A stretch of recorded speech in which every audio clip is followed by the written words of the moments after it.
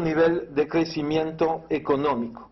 Y todo esto entró en crisis a partir del 2006-2007.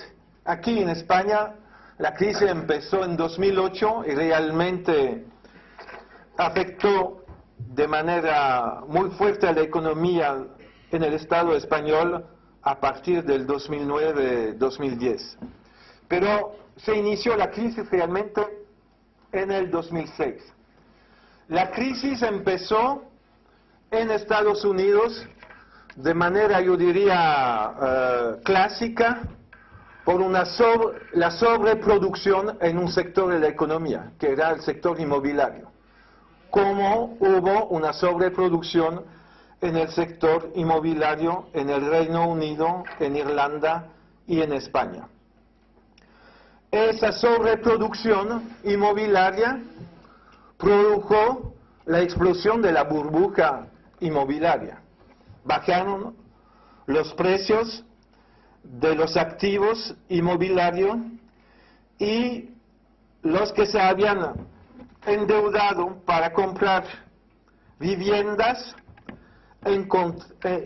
empezaron a encontrarse en una situación de default o de dificultad de pago o de impago. Y eso produjo crisis de las cajas hipotecarias y de los bancos.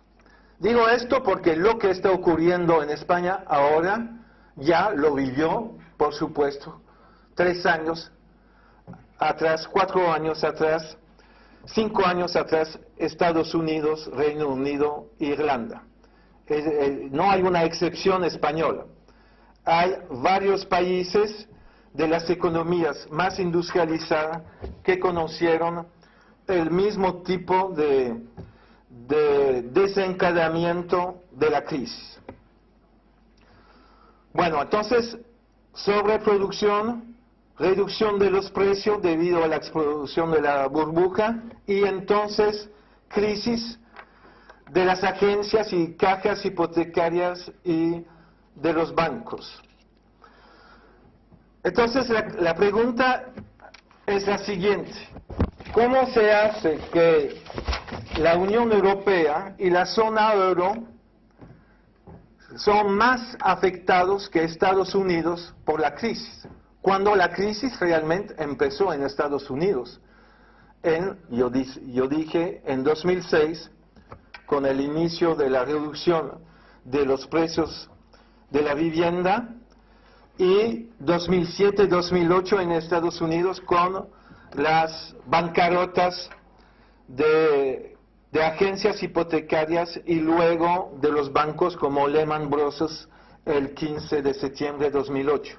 ¿Por qué se desplazó el epicentro de la crisis de Estados Unidos hacia Europa?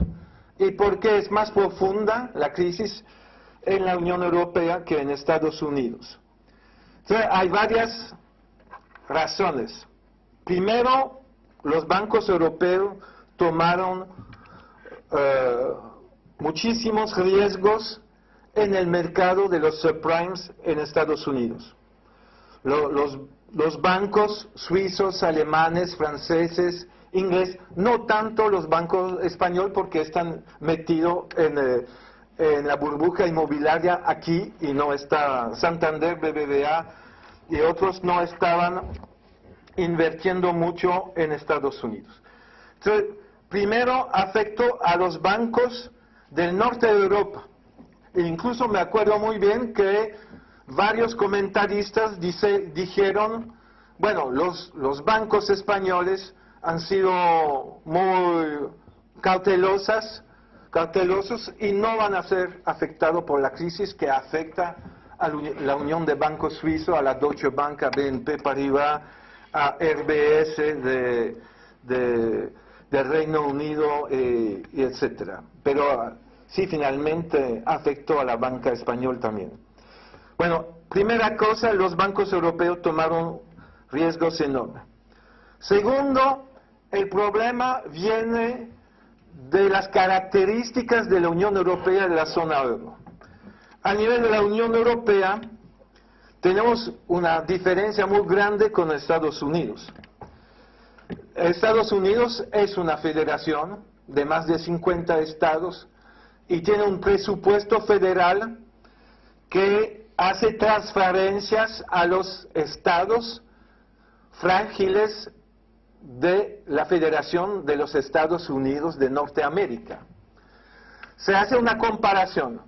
Si tuviéramos en Estados Unidos el mismo tipo de presupuesto que en la Unión Europea, estados como Florida, Virginia, Maryland, California, estuviera exactamente la misma situación que Grecia, Portugal, Irlanda, y entonces en situación mucho peor que España hoy en día.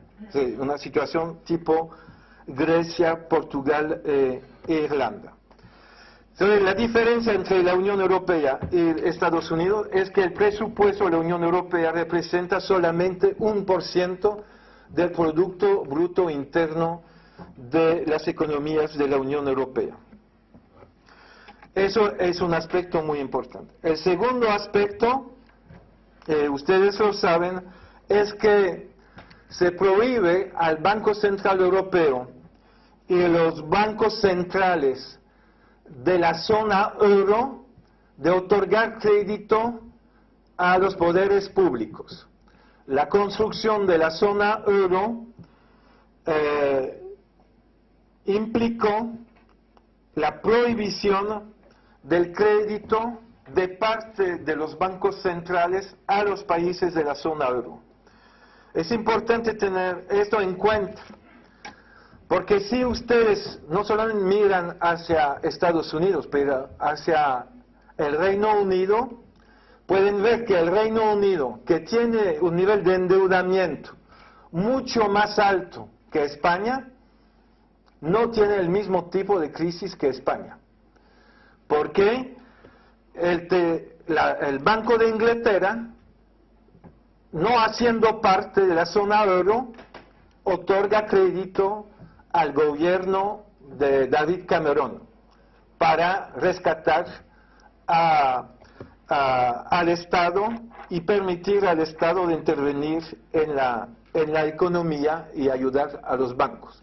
El Banco de Inglaterra compra bonos del Tesoro del Reino Unido. ¿Cómo lo hace la Reserva Federal de Estados Unidos? Cuando el Banco de España o el Banco Nacional de Francia o el Banco Central Europeo no compra bonos directamente a los Estados miembros de la zona euro. No es solamente Reino Unido. Pueden mirar hacia Polonia. Polonia se mantuvo con su moneda, el zloty, y Polonia tiene un crecimiento económico del 4%, siendo parte de la Unión Europea, y mantiene entonces una capacidad de intervención en su economía que es importante. Tercer punto en las características a nivel europeo es que la integración europea se hizo totalmente en favor de los intereses del gran capital. Tenemos un mercado común, una libertad total de movimiento de capital, una libertad total de movimientos de mercancías, un mercado en el cual las empresas están en competencia entre ellas, ponen en competencia a sus trabajadores, en un mercado común en el cual la disparidad salarial es absolutamente enorme. La diferencia entre el salario promedio dentro de la zona euro incluso va de 1 a 10. Entre el salario mínimo de los países más frágil de la Unión, de la zona euro, y los más fuertes. Haciendo una comparación, por ejemplo, si ustedes comparan la disparidad salarial en América del Sur entre Paraguay y Brasil, entre Bolivia y Venezuela.